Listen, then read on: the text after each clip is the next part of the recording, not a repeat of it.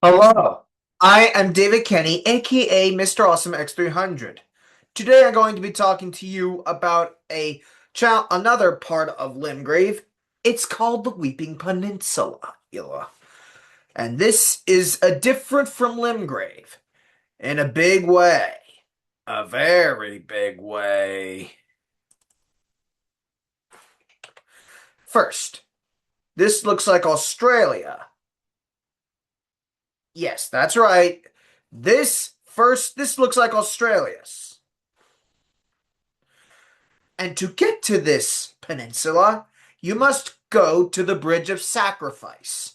Now, Godric's forces are there, too, along with a maiden that escaped from Castle Morn. Unfortunately, that's a mini dungeon. I'll get to that when we talk about the mini dungeon videos, but that's not the point. The point is this. Throughout the Weeping Peninsula, you see these misbegotten. They're like slaves, and they like to chop servants up. Unfortunately, that's what's going to happen to the lady once you once you clear Castle Morn. Oh, and she'll give you a letter to her father, who is staying up there, so to speak. Anyway, this is a church overlooking Limgrave at a peak of the peninsula. This is the Church of Pilgrimage. There's a painting here that I'll talk about in a sec, but first, this is the Gilden Iron Shield. It's a holy damage protecting, and it also is rusted. Why do I mention this? Because in a grave nearby the church, it is there for you to get. Now, as I mentioned before, there are skeletons in cemeteries, mainly churches too. This one has a skeletal bandit. You can find its sword there, and the reason why I'm mentioning that is because it's a good sword, a good weapon. This sword is the bandit's curved sword. I'm just letting you know that in case you want to use it. As for the painting, there's the prophecy painting. You get that at Stormvile, and you have to go behind the church in order to get these ashes.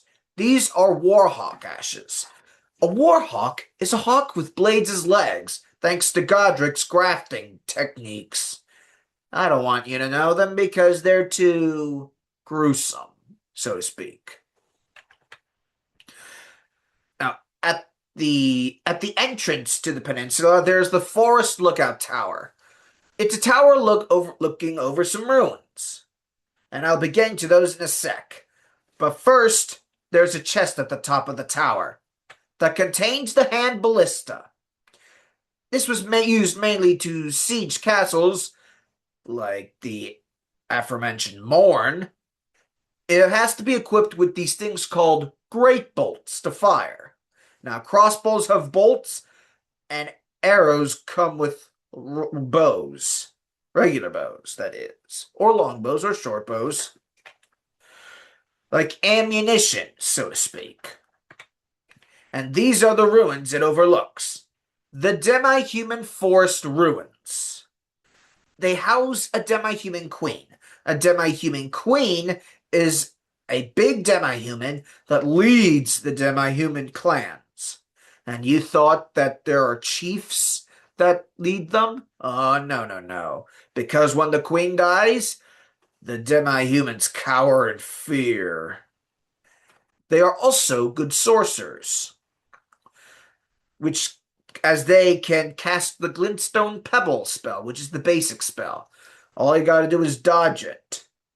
Now, there are four other queens. Two of them are maddened. Do you know why they are maddened?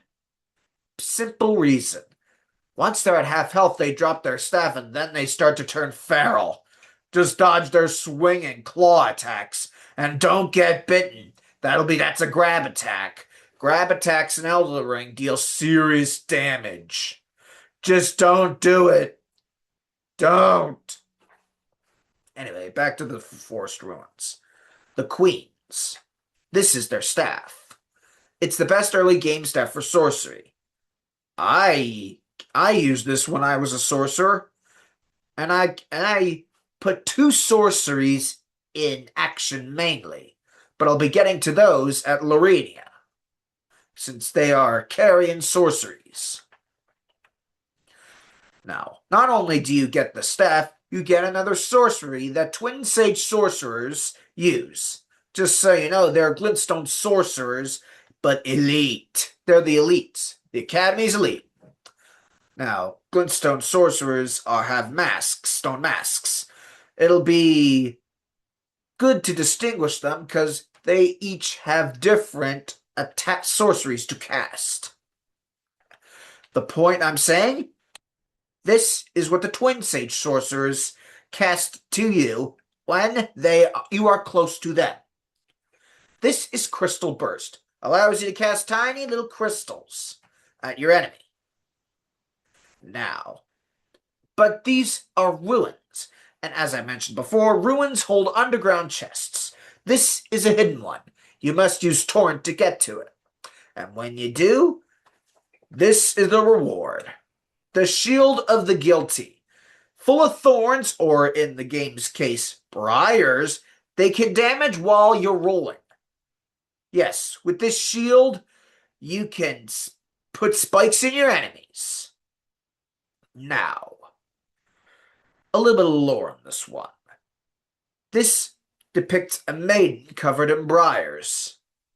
Now, the word briar will be mentioned in another in a mini legacy dungeon.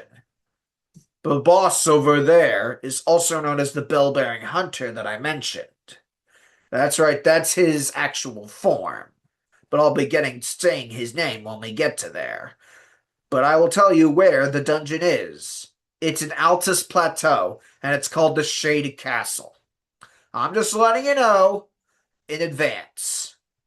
That's all. Now then, this is part one, you know. That's right, I have two parts for this one as well. Part two will be coming up soon. In the meantime, please like and subscribe to our channel, and also this notification bells as to when I post.